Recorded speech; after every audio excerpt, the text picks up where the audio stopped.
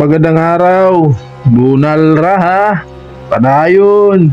Pupunta sana ako sa bahaging to ng barko kasi may susukatin ako. Kaso lang may napansin ako, iyan oh, uy, walang takip ah. Saan kaya ang cover ng, iyan, ito pala oh. Ito yung cover ng ating chain coupling ng ating motor, ng ating reduction gear sa rampa at para sa ating angkla. Bakit kaya ito tinanggal? Or bakit ito natanggal? Siguro may dahilan ang pagkatanggal nito. Tingin ko, dalawa na lang ang allen screw or allen bolt na nakakabit dito sa kanyang cover.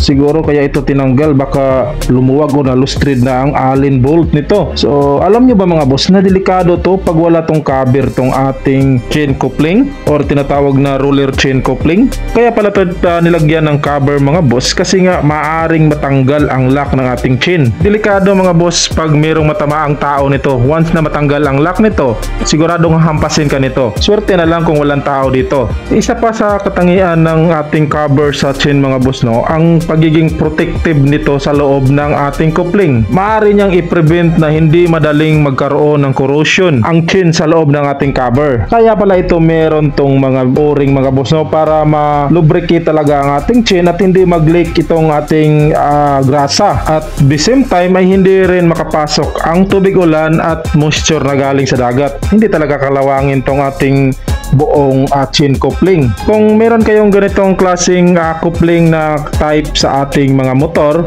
is kailangan talaga na meron tong cover.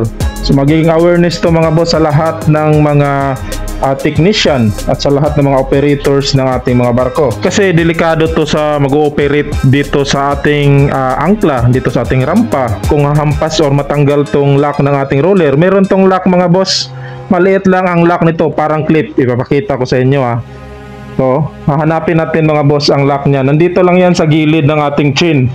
So, madali lang itong matanggal kasi nga parang clip lang to or pinapasok lang or pinapahigpit lang ang ating lock sa kanyang pin. So, nandito siguro. Dito na side yan mga boss sa gilid. Hahanapin mo lang siya. Yan, kakapain ko lang mga boss. So, ito yan mga boss Yan. So yan mga boss yan. Yang parang clip yan. So, lalagyan ko ng arrow. Yan yung lock niya.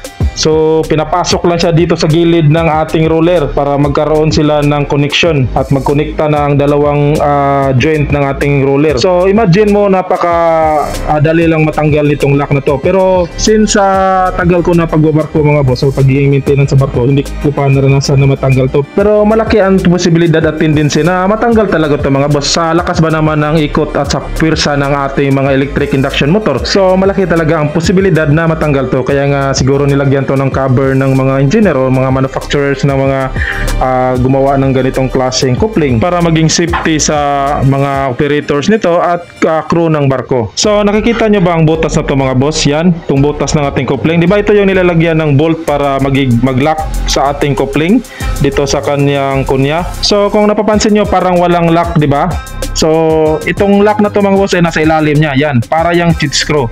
Pag itong cheat screw niya na lock mga boss is magkaroon ng kalawang o mag-build up ang corrosion dito, siguradong hindi na matatanggal tong coupling at siguradong magbabarina ka na sa time na tatanggalin tong ating coupling. Siguro ang magandang gawin dito ay kailangan maibalik tong ating cover at ihantap na lang siguro tong na-lustrid mga boss.